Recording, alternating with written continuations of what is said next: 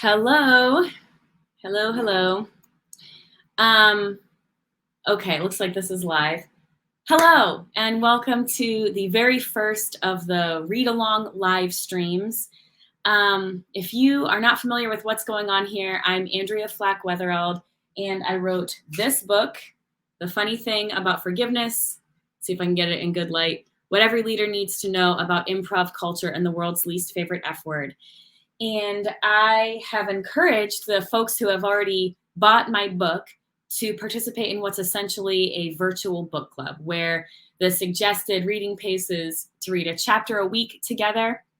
And then I've invited folks to send me questions as they are reading and finding things that they just like to know more about or share their perspective on. I've invited folks to either send me an email, which if you'd like to start participating, you can send an email to andrea@andbeyondimprov.com. I will put that in the comments. Or you can submit a question or your thought, perspective on my website, andbeyondimprov.com/funnythingaboutforgiveness. There's a question submission form there. Or you can also just send me a question in social media DMs if you'd like to do that. So I've invited people to participate in that way. And really the goal of doing this is to encourage you to not just have bought the book, but to read the book and to really engage with these ideas, which I truly believe can change the world. My hope for this live stream little mini series is to encourage you to really reach out, like actually reach out and write to me when you run into something that maybe you disagree with, maybe you find a little bit of friction, it bumps up against a belief that you have, or a different way that you have been doing things, or it's just a concept you don't understand and you'd like me to elaborate on. I want to dig into this together. I want to explore these things together. So instead of just having those moments of like, I don't know what I think about that, or I wonder what she means by that, instead of feeling that and glossing over it, my goal in this is to encourage you to rumble with it, write the email and send it to me. And, the reason for that is, a better way to say this, there's this woman that I really respect, and she's fond of saying the smartest person in the room is the room. And I love that. It's actually very Mennonite in my faith tradition of Mennonite. We call it the priesthood of all believers, which is like essentially, to say this in non-religious terms, I believe that you are holding deep truth too.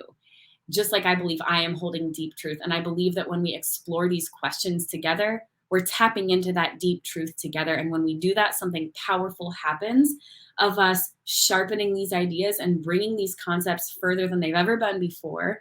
And I believe that when we come together and do that work, that we're cultivating something really beautiful inside of each of us, and that makes the world a better place. So that's what I'm interested in doing together.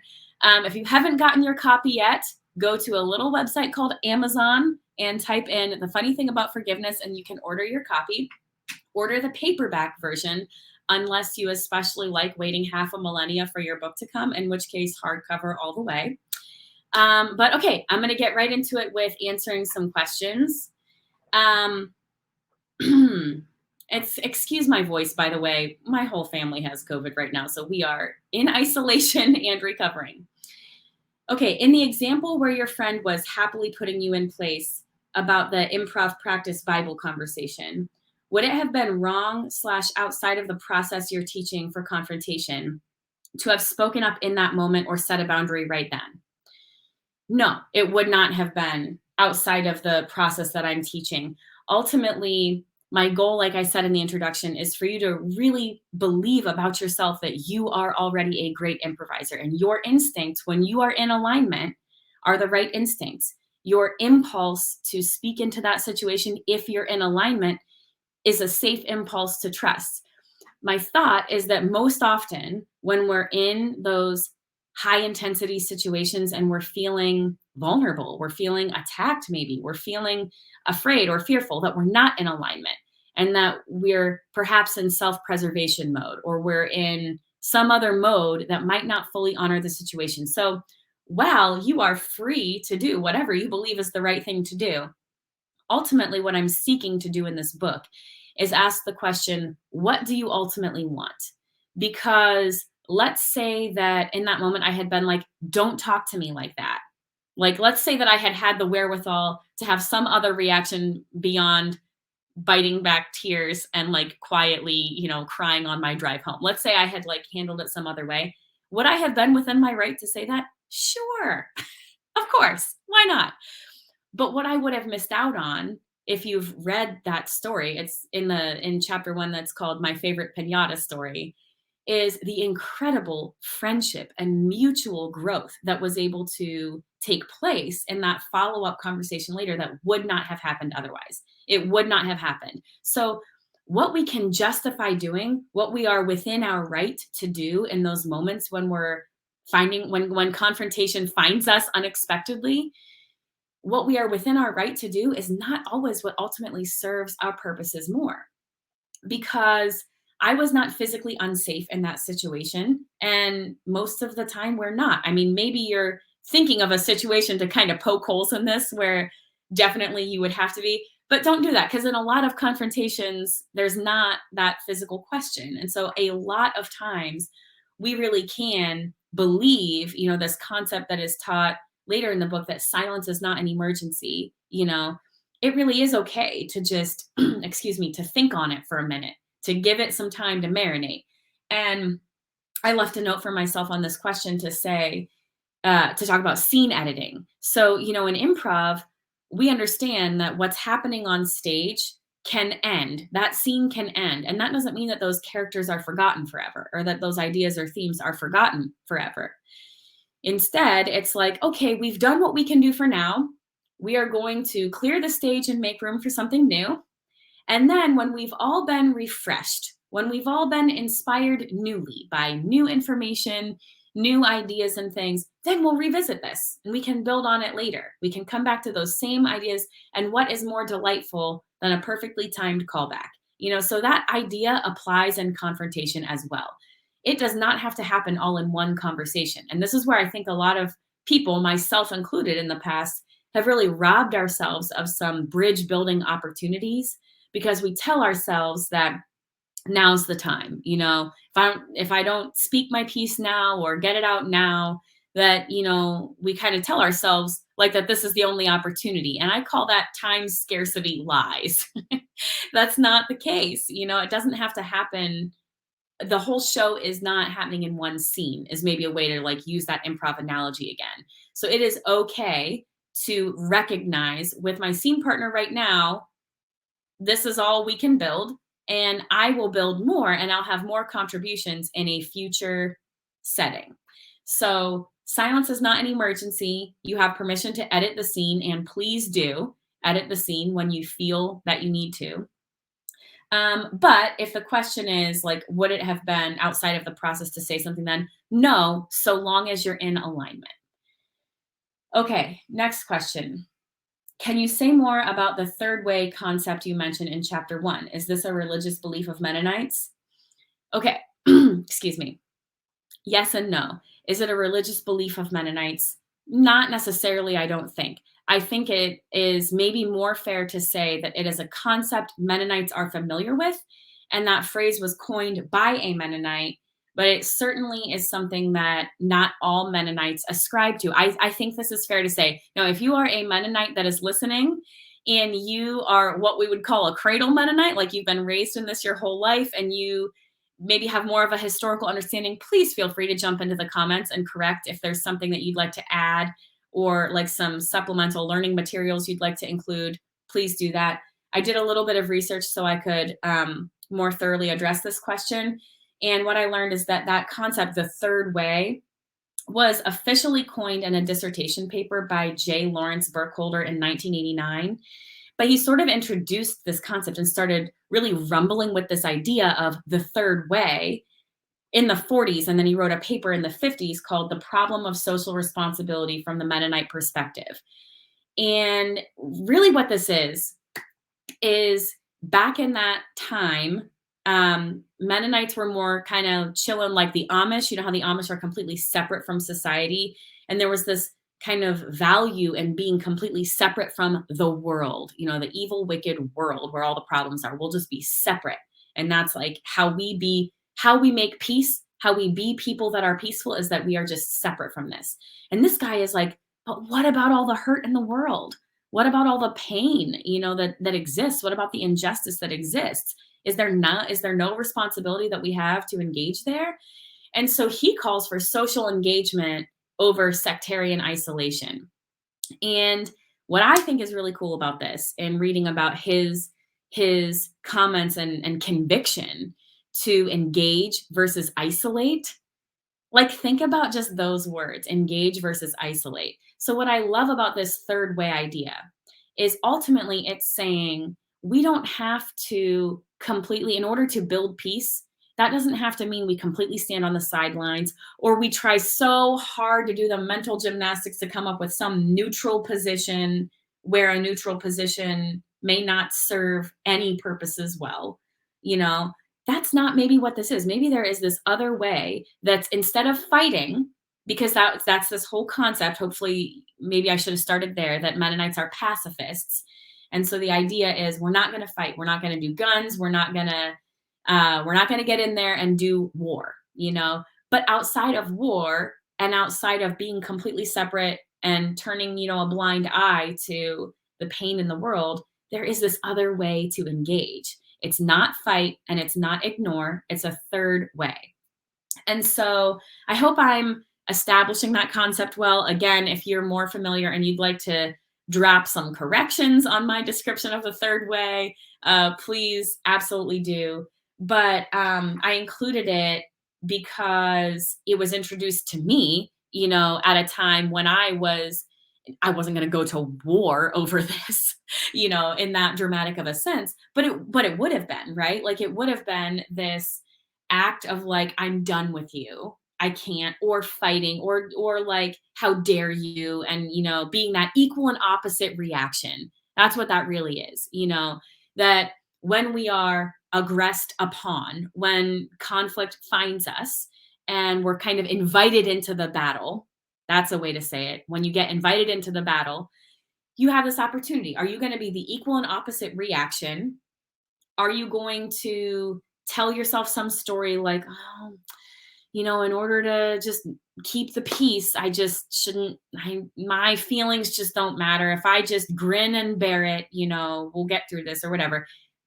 It doesn't have to be either of those things. Third way. And what I hope to have established, and maybe someday I'll write a book just completely about this because I care very deeply about it. I believe that these mindful improv thinking ideas that are espoused in this book, I believe that they are third way. I believe that they are instructive of the third way. Like, how do we do that? So the third way is this amazing idea. And I think in the how is where mindful improv really provides like a playbook, if you will. So I hope that answered that question. If you have any follow-up questions to that, please let me know. Okay, next question. Reading the core 5 skills. It seems like these are meaningful and applicable on a broader scale, not just leaders in an office environment. What was your reason for tying all of these concepts to leadership? Okay, hold please. So on my website, andbeyondimprov.com, you will find what is called the Mindful Improv Manifesto that really gets into the answer to that question. And what I love about this is that I've really come full circle with it. So I wrote the Mindful Improv Manifesto when I decided to go full in to my work of being a culture advocate. That's what I call myself, a culture advocate, and just helping leaders and culture stakeholders make a place to work that represents their values consistently. Because all around me, what I have found is beautiful intentions, desire to do better than is done on a regular basis. And we're human beings. There's reasons why this happens. But so when I decided to go full in on like, this is the work I want to do, my company was built on this mantra: love is the source, improv is the method, peace is the outcome. That was my work. That was my mission, my value, my driving force behind all of it. So I wrote this Mindful Improv Manifesto about why it is that I think office environments and workplaces are the perfect place to start. So bullet points to answer that question, we spend so much time at work, and there is a ripple effect. Like what happens at work affects how we feel about ourselves, how we feel about other people. And as we're taking in the world and all that's happening, all the social movements, social unrest, tragedies that are happening in the news, like we're listening to the news on the way into work. And the people around us are the people that we are either processing it with or not processing it with because we don't feel that it's safe to do it in that environment. But we're affected by it. And, hopefully you can see what I'm saying, that like we are people within this larger context that spend a lot of time in this place. And that's our environment that we have to process, to respond, and the majority of the time that we get to live out our inside values of what our response can be, our engagement versus isolation strategy is at work, So where else? Where else do thinking, thoughtful, empathetic adults, where else could we go? So that's a big part of it.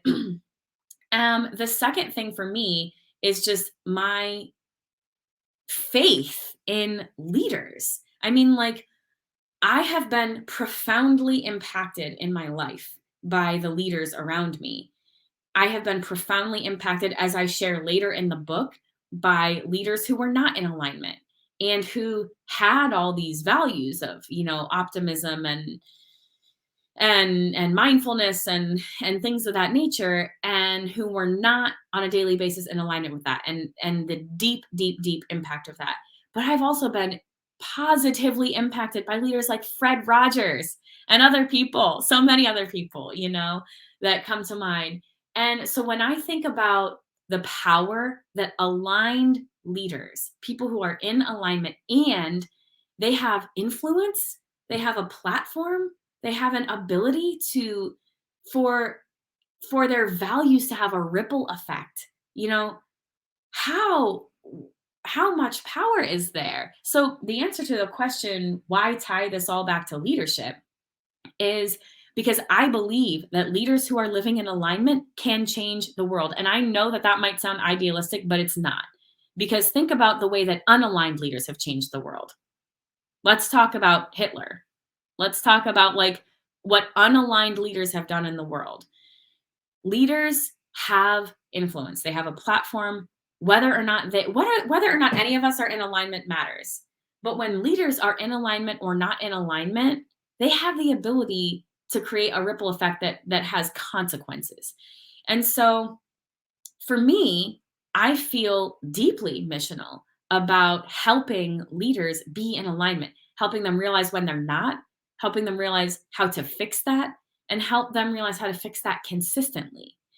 And so to me, there's no better way to get at world peace. There's no better way to dive into that engagement versus isolation that we were talking about from that previous question than to walk the journey with people who are holding a lot of influence.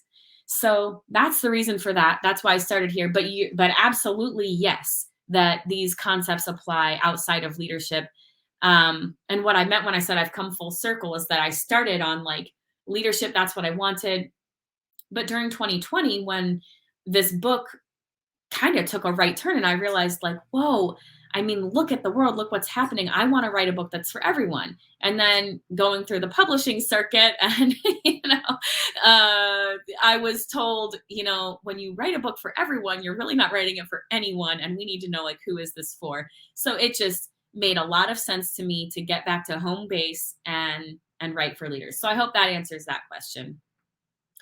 Okay. Next, in the introduction, you say that forgiving small things can be just as important and freedom creating as forgiving big stuff. But this is hard for me. I get really hung up on the unfairness or the rudeness of what has happened. If it's a small thing, it seems like it should be easy for that person to apologize or for there to be some kind of confrontation. I do like the idea of acknowledging forgiveness opportunities from small things in situations where no confrontation is possible, like the turkey situation or other brushes with strangers. So if you haven't read the book, you don't know what the turkey situation is, but I assume that the people watching this have read it and do know what the turkey situation is. Okay, so there's not officially a question in here, but my response to this is like, Yeah, I can understand that. And also, the small things, though, have ripple effects. And the small things are pointing at bigger things. Like, excuse me, in the introduction, I shared this story about a woman that I was coaching who was trying to get a business off the ground. And she was still working in her full time job. And as we were unpacking, like, where is this like deeply rooted insecurity coming from? We were knocking on all these doors of like big, painful things she had been through. And then through some of the mindful improv thinking exercises that we did together, we identified that actually the root cause of this deep insecurity she was dealing with was a young, I think I call him in the book, young, hotshot, new guy coworker that comes in, and they were in an environment where they were pitching ideas creatively, which, as we'll get to later in the book, is one of the four core times when culture is determined, is when people are being creative in front of each other, because that is vulnerable. So we're in a situation like that. She pitches her creative idea, and he said something that was very dismissive. And I don't remember exactly what it was, and it's also not my story to share. But it was like this kind of flippant remark. Everybody moved on. It wasn't a big enough thing that was said that, anyone was like, oh, let's debrief later, or maybe we should get HR involved. It was like this small thing. But that small thing wasn't really about that. That small thing to her was about, I'm too old. I'm too old to do what I want to do. I don't fit in. I'm not relevant anymore. And I'm too young to retire. So I'm stuck. Well, that's not a little thing, is it? That's a big thing. So, the reason for highlighting that small things are so important is that small things are pointing at big things. And when it comes to wanting there to be a confrontation, my response to that is there can be. There absolutely can be. There's no, I hope it didn't come across like that, that if it's small, it's not worth a confrontation. That's not how it is at all. It's just that, and here's the whole key, the way that I teach this is forgiveness first, then confrontation. And the reason for that is that otherwise, when you treat confrontation and you treat those conversations where you're going in and you're saying, this is what that sounded like to me, this is what this did to me when you said this or did this. And the thought in your head is like, well, we'll see how it goes and we'll see whether they earn it, whether they earn my forgiveness or whatever. You're putting the keys to your freedom and the thing that you need in somebody else's control. Well, that's not fair to you. And so, when you work this process, as we'll get into as you keep reading the book, what that process specifically is, the proactive forgiveness process, you'll learn that that happens first. That is fully within your control, and you are capable and able to identify where this work needs to be done and to do that work without needing to hear the words "I'm sorry" from somebody. And getting to that place where you feel like, oh, they've earned it, they're deserving of my forgiveness. So even if something is small, there can be confrontation. And, I can think of times in my life, I should probably start vetting these anecdotal stories with my husband before I share them. But, I can think of times when confronting each other over something small when it almost feels embarrassing to admit that hurt my feelings. That's so vulnerable. It's so vulnerable to just own that and to be like, because here's what it is, your feelings aren't too small to matter.